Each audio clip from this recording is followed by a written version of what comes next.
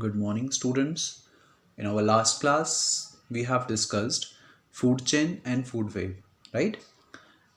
Like how the different living organisms depend on another organisms for their food, and how does the transfer of energy take place from one level organism to another level organism. That all the things we have seen in our last class, right? Now, we are going to start with the next topic today, that is the how do our activities affect the environment. किस तरीके से जो human beings हैं उनकी activities environment को affect करती हैं. This thing we are going to see here. Okay, like obviously whatever the things are done by us in our day to day activities, how does all these things affect our environment? This thing we are going to discuss here. So we are an integral part of the environment. Obviously हम इस environment का एक बहुत important part हैं. Changes in the environment affect us and our activities change the environment around us. Environment में जो जो changes होते हैं वो हमारी life को affect करते हैं. Similarly, जो जो changes हमारे कारण हो रहे हैं, हमारी जो daily activities हैं वो भी environment को affect करती हैं. We have already seen in class 9th how our activities pollute the environment. In this chapter, we shall be looking at two of the environmental problems in detail, that is depletion of ozone layer and waste disposal. आपने class 9th में पढ़ा होगा कि किस तरीके से जो human activities होती हैं वो एनवायरनमेंट को पोल्यूट करती हैं. For example air pollution, water pollution, noise pollution, soil pollution, right. Now इस चैप्टर में हम दो ऐसे environmental problems के बारे में पढ़ने वाले हैं which are basically due to the human activities only, right? So human activities के कारण ऐसी दो major problems जो कि environment को बहुत ज़्यादा affect करती हैं, and that too are the ozone depletion and waste disposal. Okay, both these topics are very important. First one is we are going to discuss the ozone layer and how it is getting depleted. So students, you know that हमारी अर्थ जो है उस earth के surround atmosphere है, right. There is a surrounding of gases that covers our earth.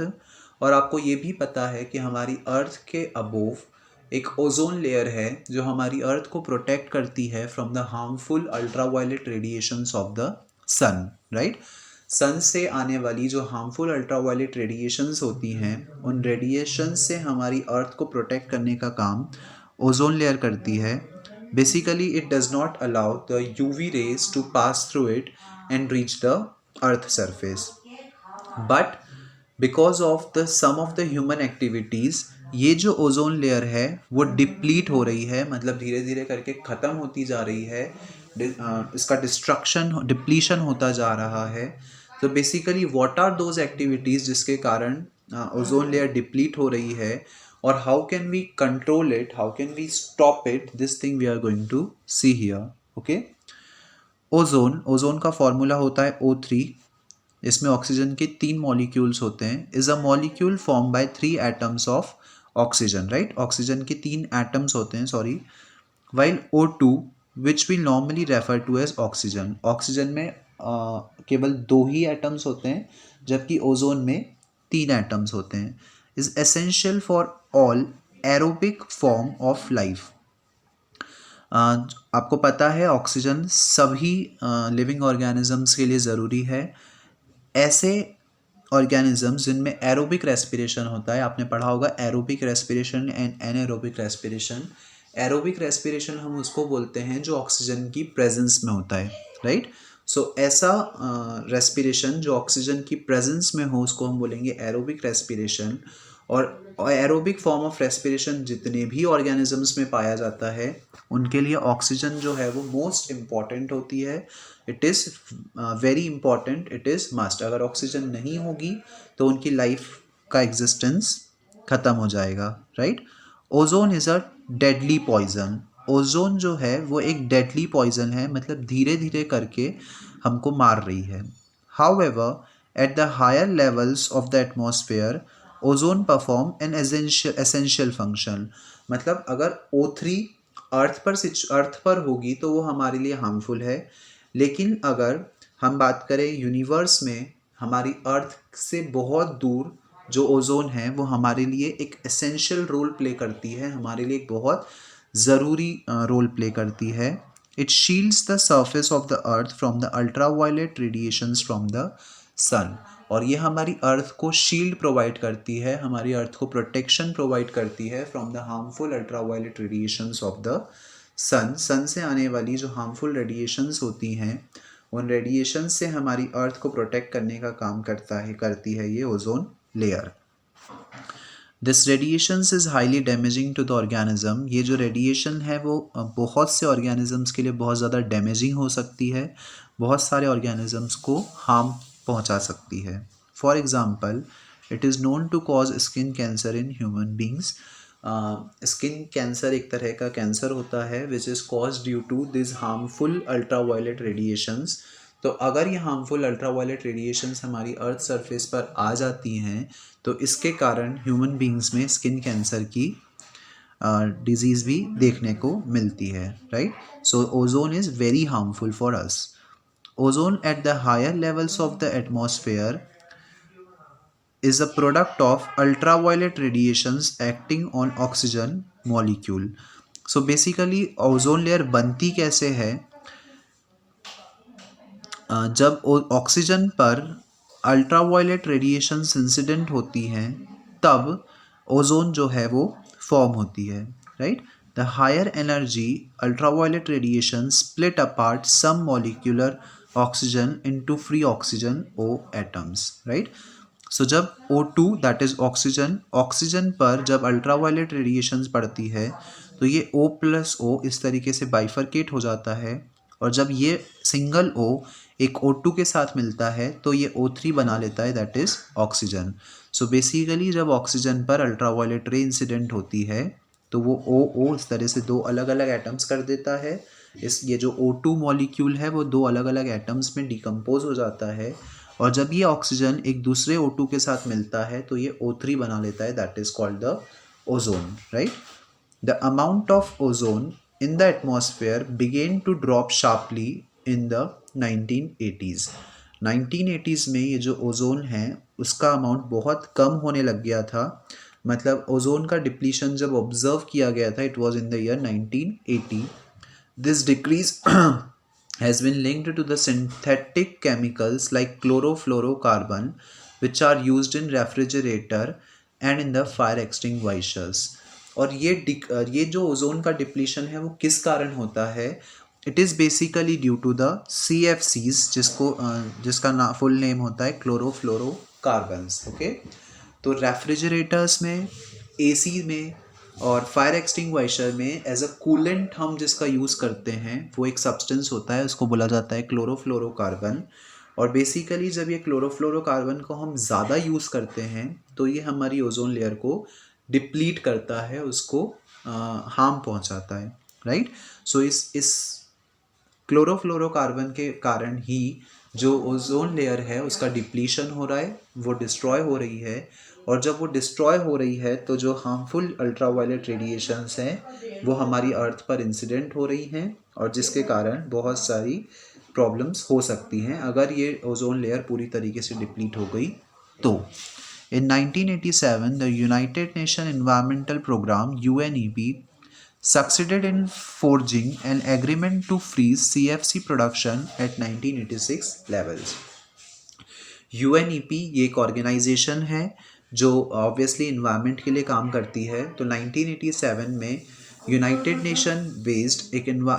Nation environmental programme एक organisation है, उसने CFC के यूज़ को CFC के प्रोडक्शन को कम्प्लीटली बैन कर दिया था वहाँ पर, right. So it was a major step taken to avoid the depletion of the ozone layer. So this was one of the very complicated or very complex problem we can say because of our human activities. It is a very harmful effect that we can see, right? Ozone depletion. Now managing the garbage we produce. Garbage obviously आपको पता है कचरा. सो जो waste या जो कचरा हम produce करते हैं उसको हम किस तरीके से मैनेज करें। अगर हम उसको मैनेज नहीं करते हैं तो वो भी हमारे इन्वायरमेंट के लिए एक बहुत मेजर प्रॉब्लम है। विजिट एनी टाउन और city and we are sure to find heaps of garbage all over the place. अगर हम किसी भी टाउन या सिटी में जाते हैं तो वहाँ पे हमको ईजिली कचरे का ढेर देखने को मिल सकता है कहीं पे भी। Visit any place of tourist interest and we are sure to find the place littered with empty food wrappers। अगर हम किसी टूरिस्ट प्लेस पर भी जाते हैं तो वहाँ पर भी हमको एम्प्टी फूड रैपर्स देखने को मिल सकते हैं। मतलब ऑल ओवर द प्लेस हमको गार्बेज देखने को मिल सकता है। In the earlier classes we have talked about this problem of dealing with the garbage that we generate. Previous classes में आपने पढ़ा है कि हम किस तरीके से गार्बेज को डील कर सकते हैं, उस गार्बेज को प्रॉपर डिस्पोज कर सकते हैं। आपने पढ़ा होगा 3 R's, right? Recycle, reuse and reduce, right? All these 3 R's of the waste management that you have studied. और भी आपने पढ़ा होगा कि किस तरीके से हम वेस्ट को मैनेज कर सकते हैं। Let us now look at a problem a bit more deeply. अब हम इस प्रॉब्लम के बारे में एक डीप डिस्कशन करते हैं। Here students, one activity is given to you. That activity you have to read by your own. Actually 3 activities are given here. All these activities you have to read by your own. Okay. Improvement in our lifestyle have resulted in greater amount of waste material generation. जैसे जैसे हमारी lifestyle improve होती जा रही है वैसे वैसे जो वेस्ट मटेरियल है वो और ज़्यादा प्रोड्यूस होता जा रहा है, राइट? पहले के ज़माने में अगर आप देखें तो उतना ज़्यादा वेस्ट मटेरियल नहीं होता था, बट जैसे जैसे साइंस ने तरक्की करी, अलग अलग इन्वेंशंस हुए, तो वहीं पर हार्मफुल केमिकल्स बने, राइट? जिसके कारण जिनका वेस्ट डिस्पोजल जो है वो डिफ़िकल्ट हो गया and it has started affecting our environment. Changes in the attitude also have a role to play. With more and more things we use becoming disposal. इस एटीट्यूड में चेंजेस भी देखे गए। अब लोग अवेयर हो गए हैं वेस्ट मैनेजमेंट के लिए और काफ़ी सारे तरीके हमने फाइंड आउट कर लिए हैं कि हम किस तरीके से वेस्ट जो है उनको डिस्पोज कर सकते हैं। Changes in packing have resulted in much more of our waste becoming non-biodegradable. अगर हम जंक फूड की बात करें या दूसरे फूड आइटम्स की बात करें, उसकी पैकिंग के तरीके में अब काफ़ी चेंजेस देखने को हमको मिलते हैं, जिसके कारण जो हमारा वेस्ट है उसको बायोडिग्रेडेबल हो गया है, right? What you think will be a impact of these on our environment? Sorry, जो पैकेजिंग है वो नॉन बायोडिग्रेडेबल हो गई है, मतलब प्लास्टिक की चीज़ों में फूड आइटम्स को कवर करना। And we know that plastic is actually a non biodegradable substance जिसका डिस्पोजल बहुत डिफ़िकल्ट होता है, राइट? सो इन सब चीज़ों का हमारे एनवायरनमेंट पे ऑब्वियसली बहुत ज़्यादा गहरा इम्पैक्ट होता है and it is basically affecting our environment, right?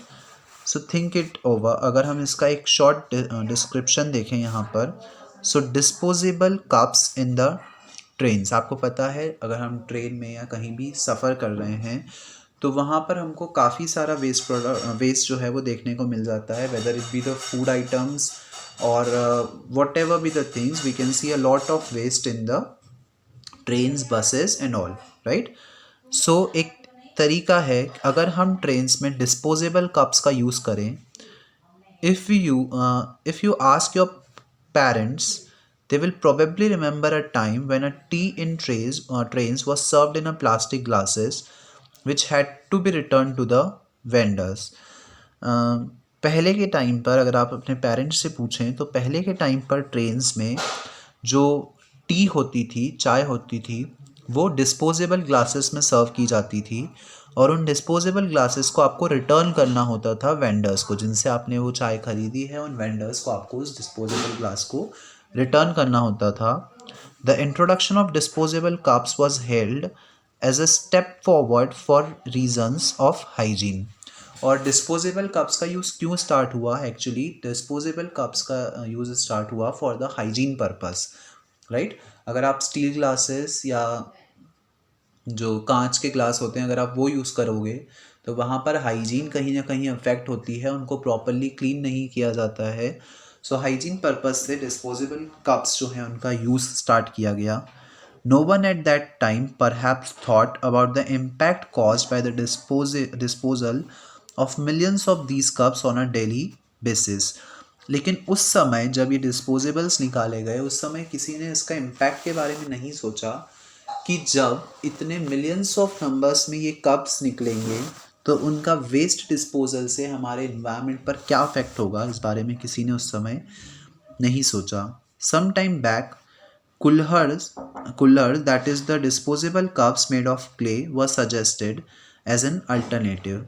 और कुछ समय पहले इन प्लास्टिक कप्स के प्लेस पर कुल्हड़, आपने सुना होगा, कुल्हड़्स आर बेसिकली जो मिट्टी के कप होते हैं, द क्ले कप्स, उनको बोला जाता है कुल्हड़।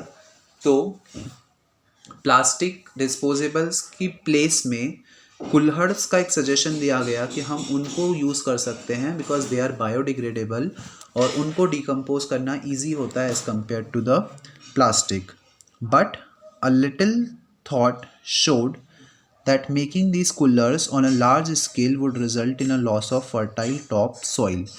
लेकिन अगर हम कुल्हड़ बनाएंगे इतनी ज़्यादा क्वांटिटी में, बिकॉज कुल्हड़ ऑब्वियसली क्ले से बनता है, तो जब इतने ज़्यादा कुल्हड़ हम बनाएंगे तो हमको बहुत ज़्यादा सॉइल की रिक्वायरमेंट होगी and it will result in the loss of the fertile soil, right? तो सॉइल की कमी आ जाएगी। Now disposable paper cups are being used. अब उसकी प्लेस में पेपर कप्स यूज़ किए जाने लग गए। What do you think are the advantages of disposable paper cup over the disposable plastic cups? अब डिस्पोजेबल पेपर कप्स के क्या एडवांटेजेस हैं प्लास्टिक कप्स के कंपैरिजन में? सो आपको पता है जो पेपर है वो ईजिली डिकम्पोजेबल होता है as compare to the plastic. Actually plastic को तो डिकम्पोज हम कर ही नहीं सकते हैं, सो जो पेपर है it can be decompose, that's why it is an better alternative, it is a better alternative as compare to the plastic bags, right? So in this way students we can reduce the waste on the in our atmosphere by adopting such activities. Now here one activity is given to you that also you have to read by your own. Now if we see the briefing of the chapter, इस chapter में हमने क्या क्या चीज़ें discuss की उसका एक brief देख लेते हैं।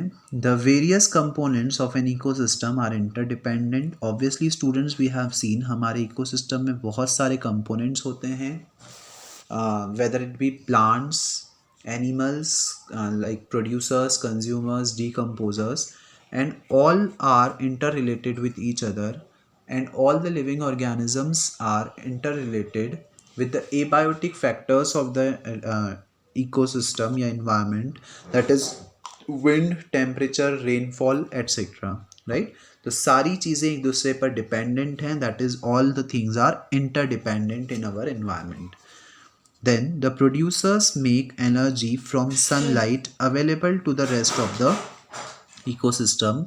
जो प्रोड्यूसर्स हैं वो मतलब जो ग्रीन प्लांट्स हैं वो एनर्जी गेन करते हैं सनलाइट से, मतलब सनलाइट से एनर्जी को एब्जॉर्ब करते हैं ग्रीन प्लांट्स और वही एनर्जी हायर ट्रॉफिक लेवल्स पर ट्रांसफ़र होती है, right? There is a loss of energy as we go from one trophic level to next, this limits the number of trophic level in a food chain. और हमने ये भी पढ़ा था कि जब एक ट्रॉफिक लेवल से दूसरी ट्रॉफिक लेवल पर एनर्जी का ट्रांसफ़र होता है तो वहाँ पर एनर्जी का कुछ लॉस हो जाता है, right? Some amount of energy is been lost when it is transferred from one trophic level to another trophic level. Human activities have an impact on the environment, और environment पर human activities का एक बहुत गहरा impact हमको देखने को मिलता है। हमारे द्वारा जो भी चीज़ें की जाती हैं वो environment को either directly or indirectly impact करती हैं।